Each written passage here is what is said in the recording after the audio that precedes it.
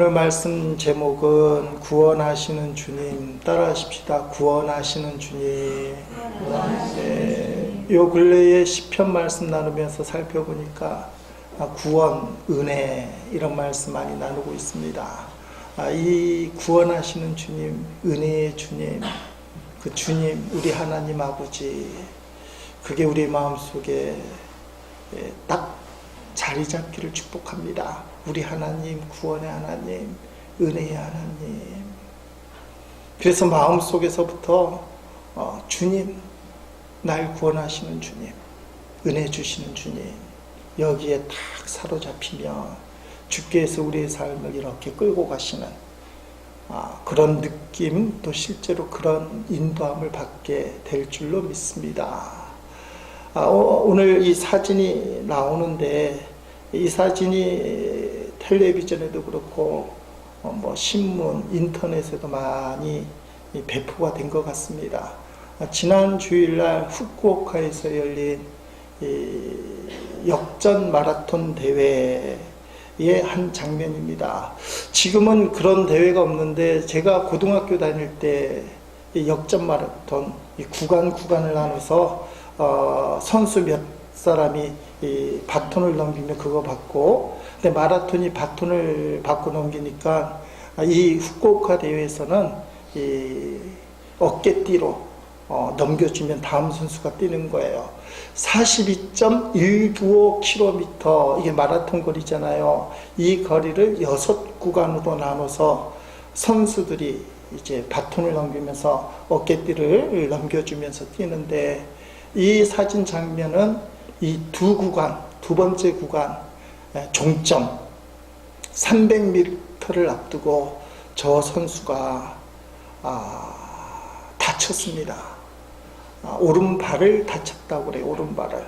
콱 넘어졌는지 모르지만, 제가 인터넷 찾아보고 동영상 봤는데요, 왜 넘어진지 모르지만 도저히 뛸 수 없는 큰 부상을 당한 겁니다. 그런데 300m를 앞두고요, 이 선수가 무릎으로, 팔로 기어가기 시작하는 거예요. 아마 발목을 못 썼나 봐요. 오른쪽 발목.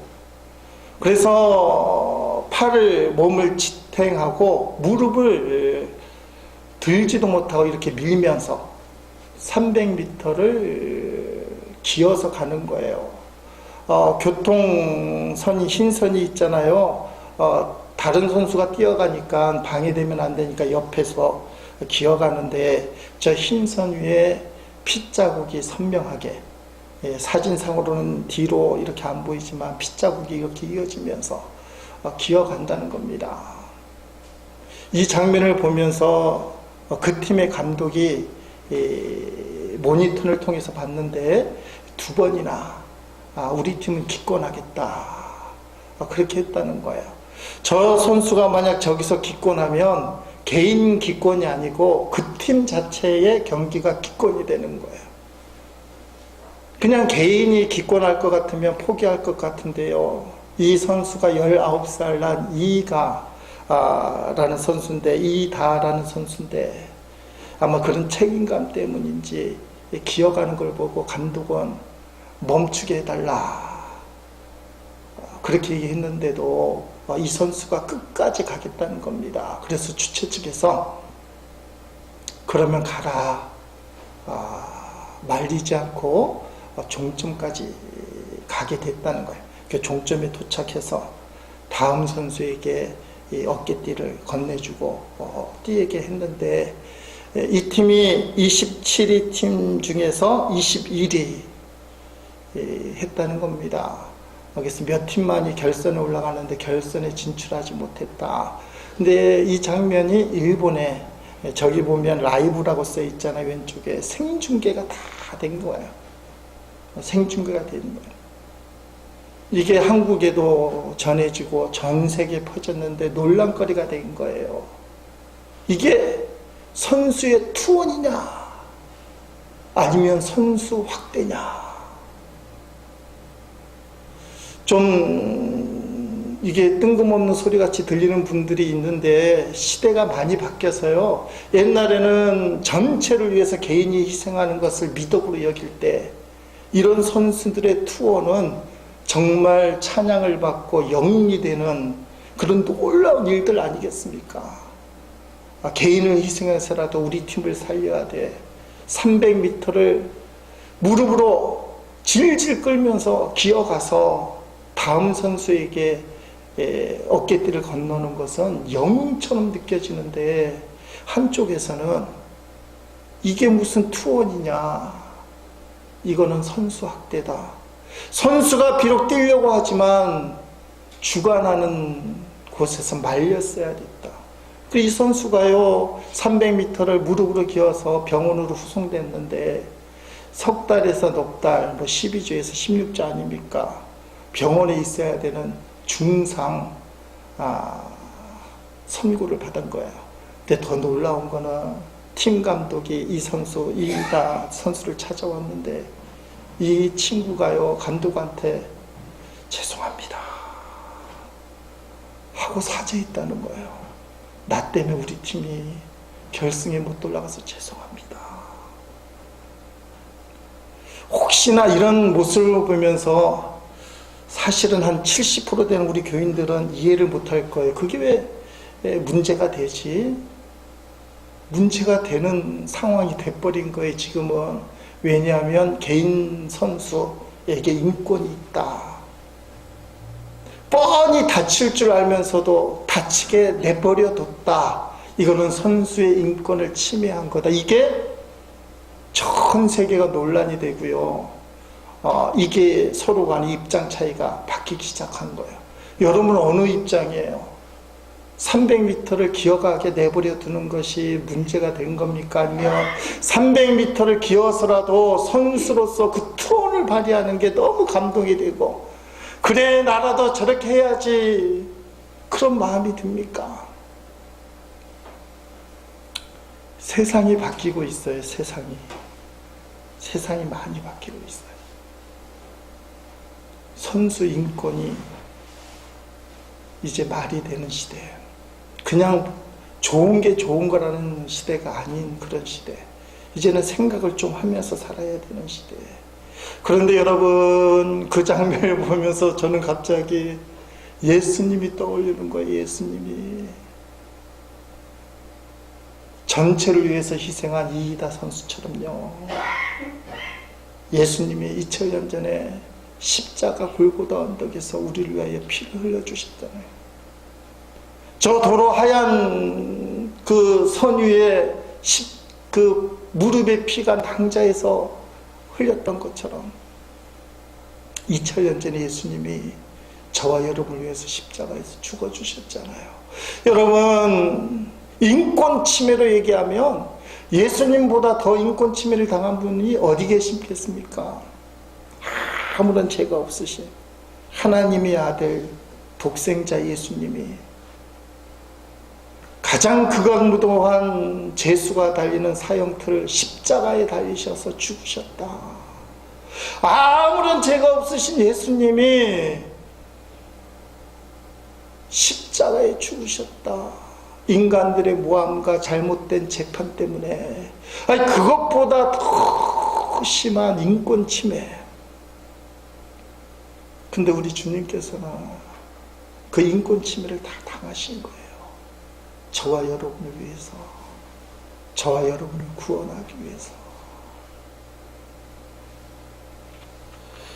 이 세상에서 우리에게 주시는 유일한 구원, 예수님밖에 없습니다. 사도행전 4장 11절로 12절 말씀에 보면 이런 말씀이 있잖아요. 이 예수는 너희 건축자들의 버린 돌로서 진모퉁이 머릿돌이 되었느니라며. 베드로와 요한이 지금 성전 미문 앞에서 구걸하는 사람, 처음 날 때부터 걷지 못하는 사람을 걷게 하는 바람에 재판을 받는 거예요. 예수 이름 전하지 마라 했더니 너희는 예수님을 진모퉁이의 머릿돌처럼 버렸지만 그 버린 돌이 진모퉁이의 머릿돌이 되었다. 다른 이로서는 구원을 받을 수 없나니 천하 사람 중에 구원을 받을 만한 다른 이름을 우리에게 주신 일이 없습니다. 아멘. 그 성전 미문에 걷지 못하는 이가 벌떡 일어난 것은 예수의 이름이고, 이 세상의 유일한 구원은 오직 예수 이름밖에 없다. 오직 예수 이름밖에 없다. 오늘 본문에도 사실은 구약에 쓰여진 성경이기 때문에 주님, 여호와 이렇게 나와 있지만 신학으로 바꾸면 예수님 우리를 구원해 주세요, 우리를 구원하소서, 우리를 구원하소서, 그 내용이에요. 이 시편 106편은 저자가 없습니다. 그래서 사람들이 누가 썼을까 궁금하잖아요. 설교하려고 하니까 저자에 따라서 사실은 이 시편 내용의 의도가 바뀌는 거 아니겠습니까? 목적도 바뀌고. 그래서 많은 사람들 중에 어떤 사람들은 이 시편 대부분이 다윗이 썼기 때문에 이 106편도 다윗이 썼다. 그 근거가 뭐냐? 제일 마지막 부분 47절, 48절 말씀이요.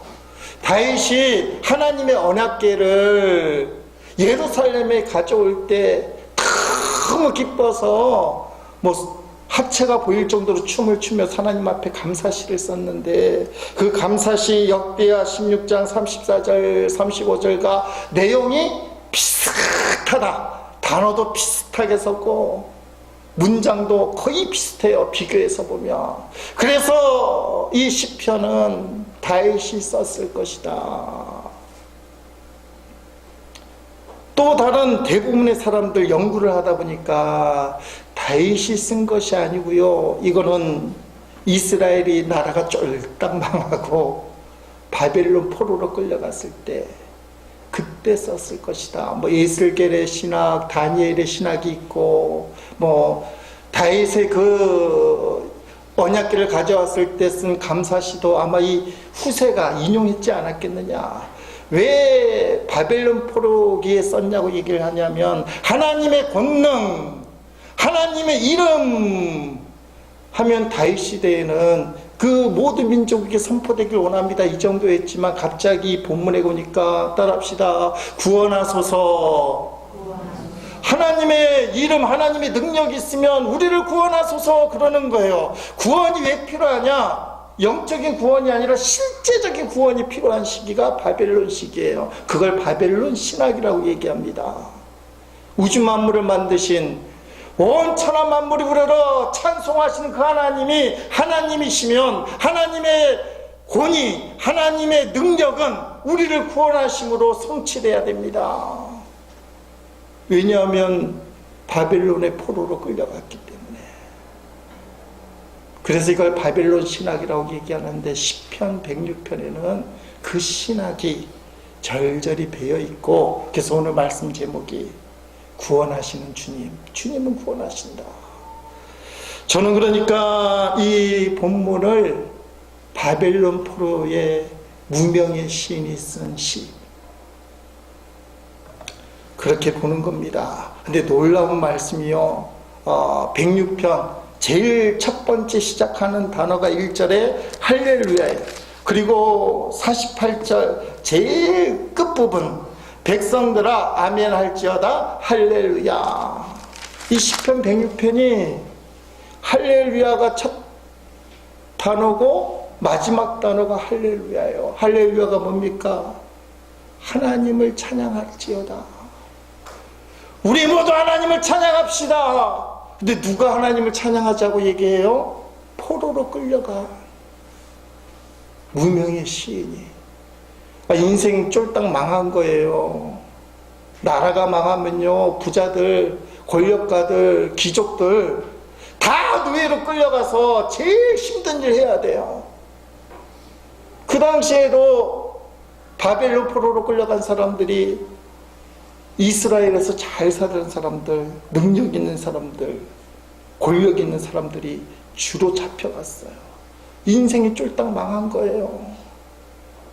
그래서 하나님 앞에 구원해달라고, 그 내용이 시편 106편인데 처음과 끝이 뭐라고요? 할렐루야. 여러분, 신앙을 가진 사람이 원치 않는 인생의 절망의 구렁텅이에 빠질 수 있습니다. 내 포기하고 절망하고 쓰러지고 낙심하다가 마지막에 진짜 신앙이 남는데, 그때 남는 것이 할렐루야. 참 어려운 신비예요. 세상의 이치, 합리적인 이성으로 아니 그 상황에서 어떻게 할렐루야가 나올까?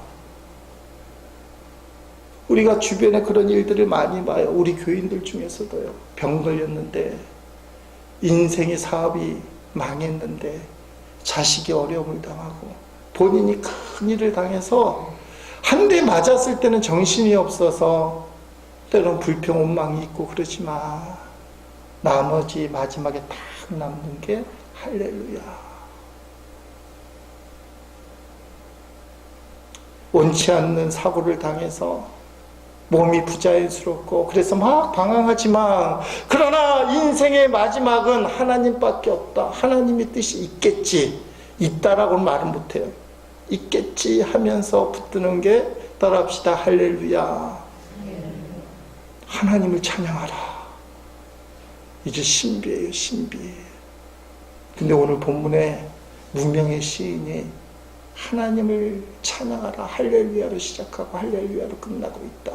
근데 그뿐만이 아니라 1절, 2절에 보니까 감사라 라고 되어 있어요. 쉬운 성경으로 보면 여호와를 찬양하십시오, 여호와께 감사하십시오. 그분은 좋으신 분입니다. 그분의 사랑은 영원합니다. 이게 마음에 와 닿습니까? 입장 바꿔서 생각해 보세요. 나라 쫄딱 망하고 잘 살던 사람이 포로로 끌려갔어. 다 망한 거예요. 근데 하나님은 좋으신 하나님, 하나님 사랑은 영원하고, 그래서 그 하나님 앞에 감사하십시오. 본인이 감사가 되니까 감사라는 말씀. 누가 여호와의 놀라우신 행동들을 선포할 수 있으며 누가 그분의 업적을 다 찬양할 수 있겠습니까? 솔직히 하나님의 섭리를 아직은 잘 몰라요. 왜냐하면 포로생활 힘드니까. 근데 하나님이 어떻게 역사하실지 기대를 갖는데요, 하나님이 반드시 우리를 구원하실 것이다. 그러니까 나는 그 하나님 앞에 감사하고, 그 하나님은 합력하여 선을 이루신 좋으신 하나님, 영원히 우리를 사랑하신 하나님, 나는 그 하나님 앞에 감사합니다.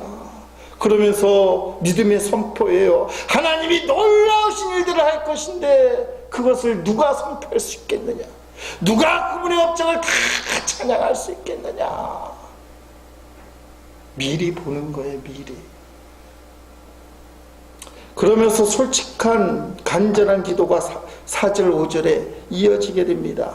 여호와여, 주의 백성에게 은혜를 베푸실 때에 나를 기억하십시오. 그들을 구원하실 때에 나를 도와주십시오. 주의 택한 자들이 잘 되는 것을 보며 함께 기뻐하고, 주의 백성들과 함께 즐거움을 나누며 주의 백성들과 함께 찬양하겠습니다. 아멘. 하나님의 말씀에 불순종하고 제 마음대로 살고 깽판으로 살았기 때문에 나라가 쫄딱 망하고 개인이 쫄딱 망하고 사실은 어려운 일이 생기는 것 아니겠습니까? 거의 대부분이.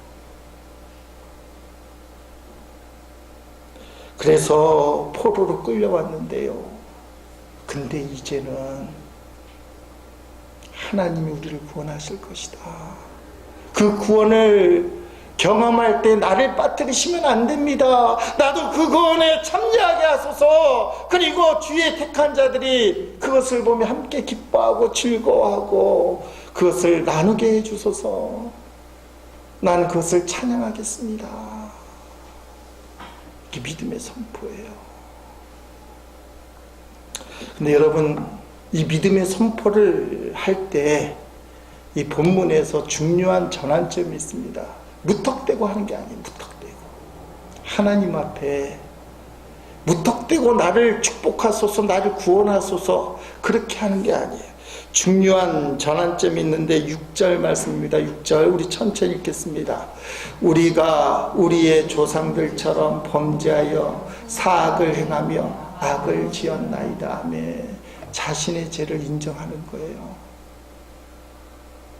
우리 조상들만 죄를 진 것이 아니라 내가 죄를 졌는데 싹 그냥 악을 행하며 아니라 싹을 행하며 내가 나쁜 놈이다. 죄를 인정해요. 그래야 회개가 되고 하나님의 용서가 있고 그렇게 하나님 앞에 간절하게 구하는 구원의 역사, 복의 역사 생겨난다는 거예요. 연말이 되면 대학 교수들이 모여서 그 해의 사자성어, 올해는 뭐가 뽑힐지 모르겠어요. 2017년도 작년에 뽑힌 사자성어는 파사현정이라는 거예요. 사악한 것을 부수고 바른 것을 드러낸다. 교수들이 이 사회를 진단하면서 2017년도는 파사현정이다. 최순실의 국정농단 때문에 악한 게 무너지고 새 정부가 출범한 2017년도 파사현정. 제가 이 사자성어를 왜 말씀드리냐면 이 사자성어가 타이틀이 또 한 번 있어요. 2012년도에도 대학 교수들이 2012년도의 사자성어 바로 이것을 결정했다는 거예요. 파사현정. 외국어 말하는 것처럼 들리는데 2012년도에는 이명박 대통령의 임기 마지막 해였어요. 그때도 교수들이 파사현정, 박근혜 대통령이 출범하면서 이제 정의가 실현될 것이다. 근데 박근혜 대통령의 임기 말기라는 표현이 좀 그렇긴 하죠. 탄핵 당하면서 물러갈 때 그때도 파사현정. 역사는 돌고 도는 게 맞나 봐요. 근데 참 가슴 아픈 게 뭡니까? 아니 2012년도에 대학 교수들이 지금 상황이 파사현정이다. 이명박 대통령의 마지막 정권 모습이 사악한 물이고 그것은 정의로 바꿔야 된다고 생각했다면 국민들이 깨달았어야 될 거 아니겠습니까? 근데 못 깨닫고 5년 뒤에 똑같이 뭐라고 해요? 파사현정.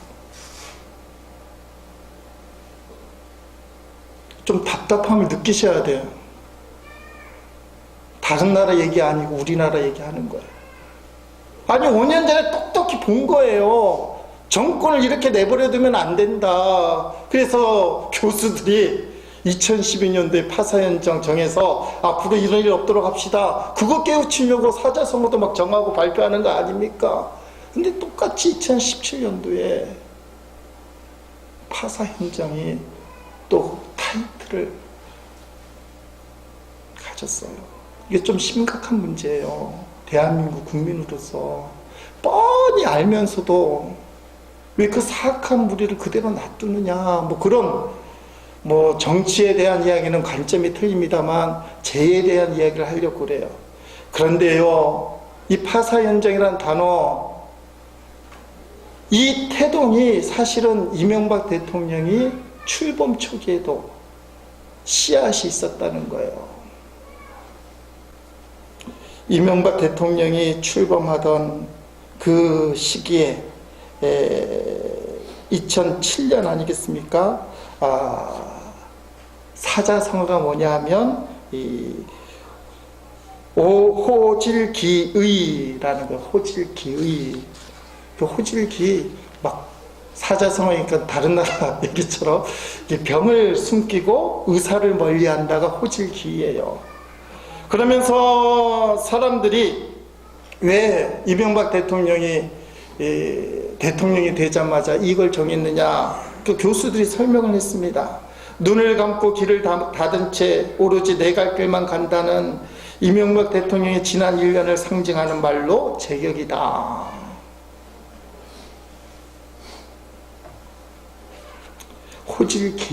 호질기의가 이명박 대통령의 정권 초기에서부터 시작된 거예요. 여러분, 이걸 신앙에 좀 적용하려고 그래요. 신앙에 따라합시다. 호질기의면 파사현정이다. 호질기이가 뭐라고요? 병을 숨기고 의사를 멀리하는 거예요. 한국교회, 한국 성도들, 한국 목사의 가장 큰 문제점이 호질기이예요. 죄를 숨기고요, 하나님 앞에 나와 찬양하고 얼마나 거룩하게 예배하고 얼마나 거룩한 말씀을 멋있게 선포하는지 몰라요. 뒤로는 구린내가 그렇게 많이 나는데, 여러분은 아니기를 주의 이름으로 축복합니다. 저 자신만 봐도 호질기예요. 병을 다 숨기면서 의사 만나면 병이 없는 것처럼 없는 것처럼 의사를 멀리하는 게 호질기예요. 문제를 숨기는 거. 찬양을 그렇게 잘하고 기도도 잘하고 예배를 잘 드리고 하나님이 축복하신 게 엄청나게 많은 것 같은데 죄를 숨겨놔요. 그것은 반드시 파사현정으로 결과물을 가져올 거예요. 지금 우리가 그걸 보고 있는 거예요. 숨겨놓았던 죄악들 때문에 교회들이 지금 파사현정 무너지는 거예요. 지금 세상이 교회를 걱정하는 시대 아닙니까? 무슨 수첩, 무슨 방송에서요. 교회가 세상을 걱정해야 되지 않습니까? 저 악한 세상이 구원받아야 되는데, 저 못된 영혼들, 죄악이 가득 찬 영혼들이 하나님 믿고 거룩해지고 용서받고 천국 백성이 돼야 되는데, 근데 지금 사회가 교회를 걱정해요. 교회가 그렇게 해도 되나? 여러분, 호질기에 사로잡히면 안 돼요. 하나님이 살아계시니까 반드시 파사현정으로 사악한 무리는 박살내고 정의를 이루시는 하나님. 오늘 본문의 6절 말씀이 왜 전환점이냐? 자신의 엄청난 이 절망의 상황, 포로로 끌려온 상황을 그가 하나님 앞에 탁 섰을 때 우리 죄 때문이다. 정치가가 잘못하고요, 군대를 잘못 쓰고요, 나라가 망한 거 다 딴 사람들 때문이라고 얘기할 수 있는 입장이 아니라, 이 무명의 시인은 이런 나라의 절망, 개인의 절망의 가장 핵심이 뭐냐? 우리의 죄 때문이다. 그게 6절 말씀이에요. 우리가 우리의 조상들처럼 범죄하여 사악을 행하며.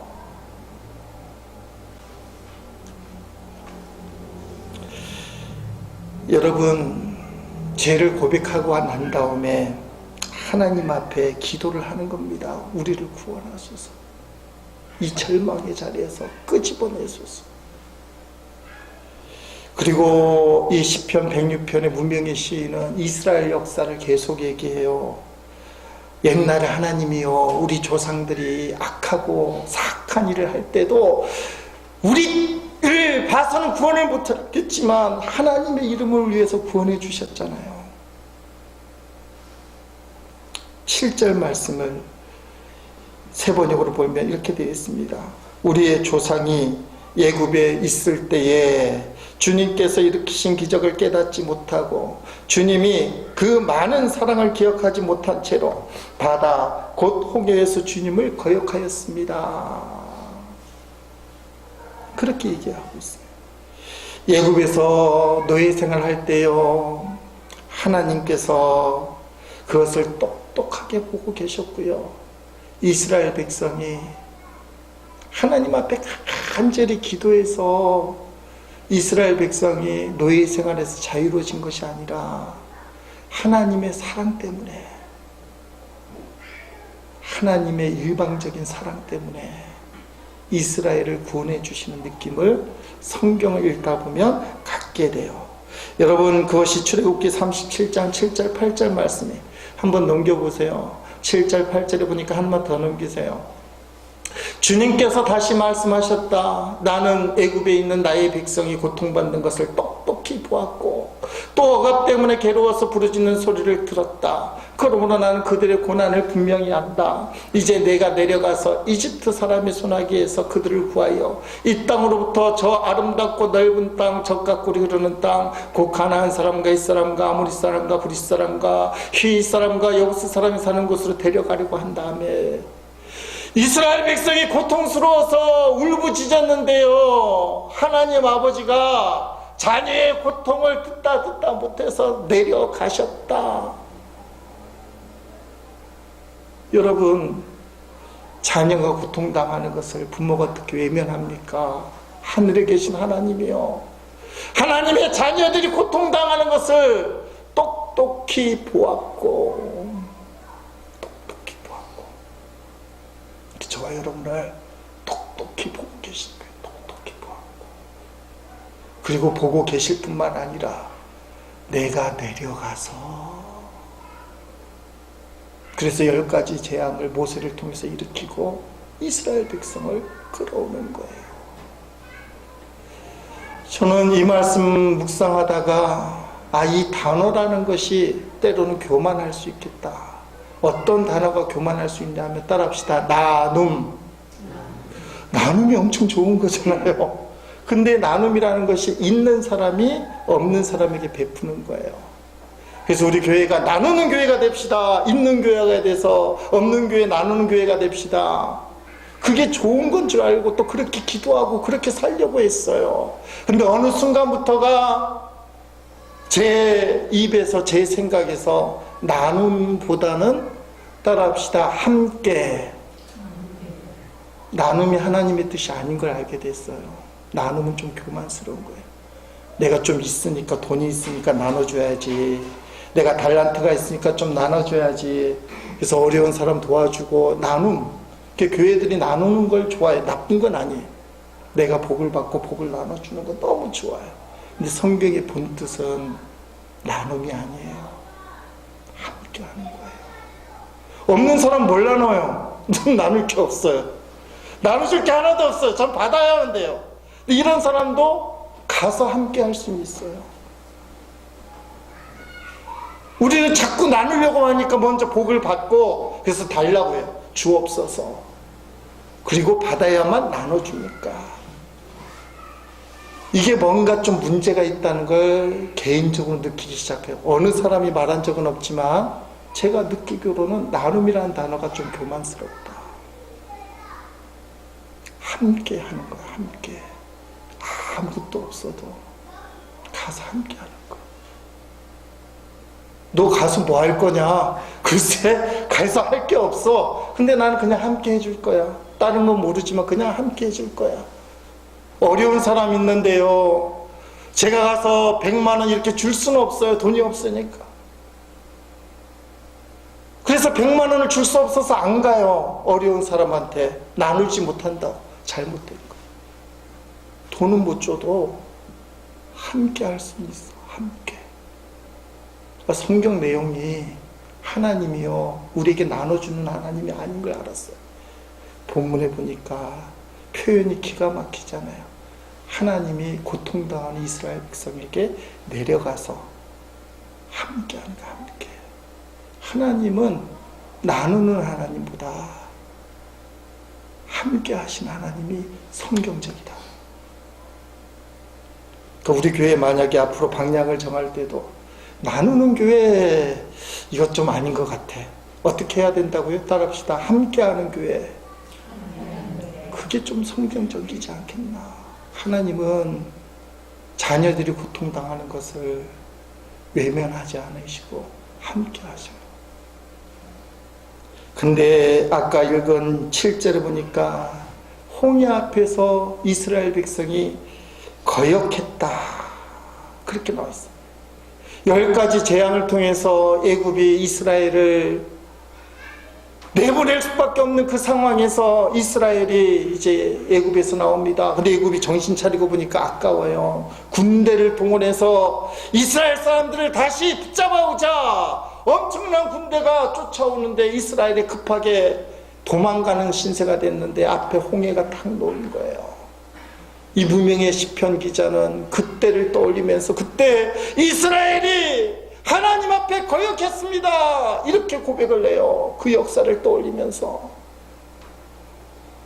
이게 뭐하고 오버랩이 되는 거예요? 우리가 하나님 거역해서 포로로 끌려왔지 않습니까? 여러분이 적용하면 내가 잘못 판단하고 내가 우겨갖고 내가 이 쫄딱 망해서 내 인생이 이렇게 망한 거 아닙니까? 그거예요. 출애굽기 14장에 보면요, 이스라엘 백성이 뒤에는 애국 군대가 쫓아오고요, 앞에는 홍해가 놓였을 때 하나님 앞에 울부짖어 기도했는데 그 기도는 불평의 기도예요. 모세를 향해서 언제 우리가 애굽에서 우리를 구원해 달라고 했느냐?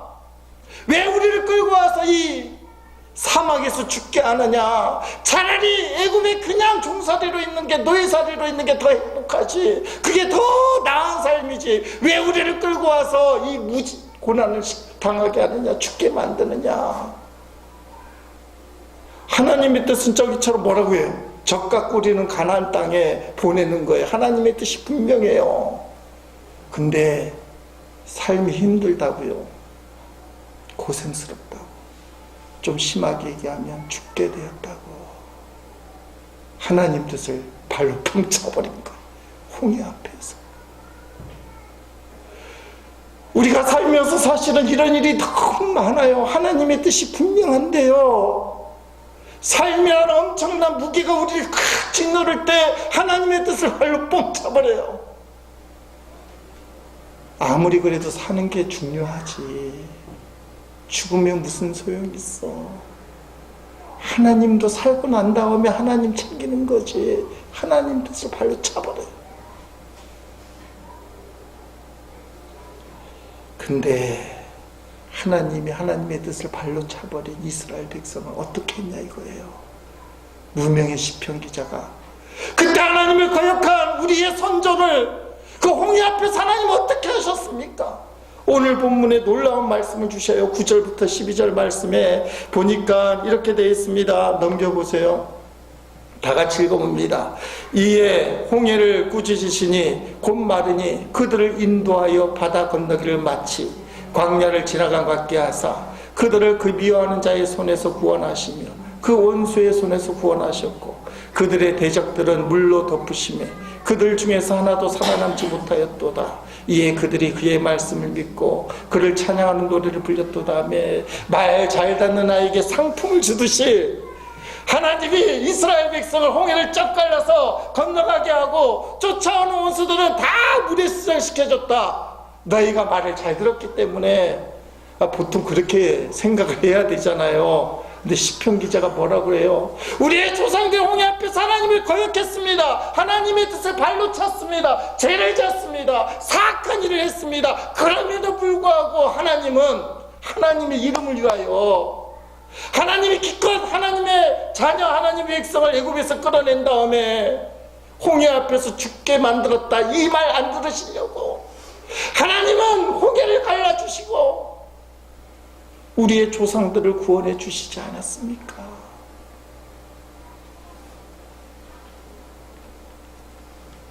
그 얘기를 하는 거예요. 우리의 불순종보다, 우리의 사악한 죄보다 하나님의 사랑이 더 큰 거 아닙니까? 오늘 여러분들이 하나님 앞에 내 문제 해결해 주세요, 나를 구원하소서 할 때 붙들어야 될 게 뭐냐? 여러분의 잘못한 거, 여러분의 죄만 붙들고 있으면 안 돼요.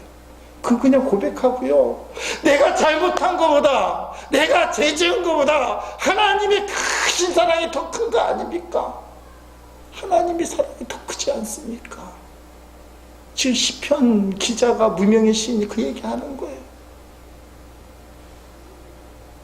주님이 애굽에 종살이 하던 이스라엘 백성만 똑똑히 보시고 하늘에서 내려와서 함께 하신 하나님, 그때만 그런 것이 아니라 지금 나에게도 내가 죄를 지은 거 인정합니다. 그러나 내 죄보다 더 크신 하나님이 나를 똑똑히 보시고 내려오실 거 아닙니까? 그러니 나를 구원하소서. 지금 그 말 하는 거예요. 여러분, 주님의 뜻 가운데 살지만 때로는 우리가 죄를 짓고 절망의 나락으로 떨어질 때가 있습니다. 불순종과 불신앙의 때가 사실 있어요. 그때 우리가 붙들어야 될 게 주님의 사랑이라는 거예요. 예수 그리스도 십자가 사랑, 나의 모든 죄를 용서해 주시는 사랑. 시인이 지금 그걸 기억하고 우리를 사랑해 주세요, 그 사랑으로 나를 구원하소서, 그렇게 고백하고 있습니다. 여러분, 이스라엘의 그 타락함을 보고도 왜 하나님이 사랑하셨느냐, 중요한 키가 하나 있어요. 시편 106편, 오늘 본문은 하지만 106편 43절로 46절 세 번역으로 함께 읽겠습니다. 앞에 나오는 읽어봅니다. 주님께서는 그들을 여러 번 건져 주셨지만 그들은 자신들의 생각대로 계속하여 거역하며 자신들의 죄악으로 더욱 비참하게 되었습니다. 그러나 주님께서는 그들의 부르짖음을 들으실 때마다 그들이 받는 고난을 살펴보아 주셨습니다. 그들을 위하여 그들과 맺으신 그 언약을 기억하셨으며 주님의 그 크신 사랑으로 뜻을 돌이키시어 마침내 주님께서는 그들을 사로잡아 간 자들이 그들에게 잡힐 뵙도록 하셨습니다. 아멘. 이게 우리 모습 아닙니까? 하나님이 문제에서 절망의 구렁텅이에서 구원해 주셨어요.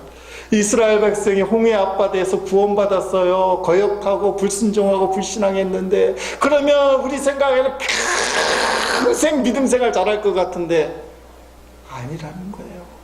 은혜는 한순간, 세상 문제는 커지고. 하나님이 이스라엘 백성을 여러 번 건져줬다는 거예요. 계속해서 그들은 거역했고 그들은 죄악으로 더 비참하게 됐지만, 근데 주님이 그들을 그때마다 구원해 주셨어요. 지금도 그때라는 거예요. 포로로 끌려온 이 시기도 그때라니 우리를 구원해 주셨어요.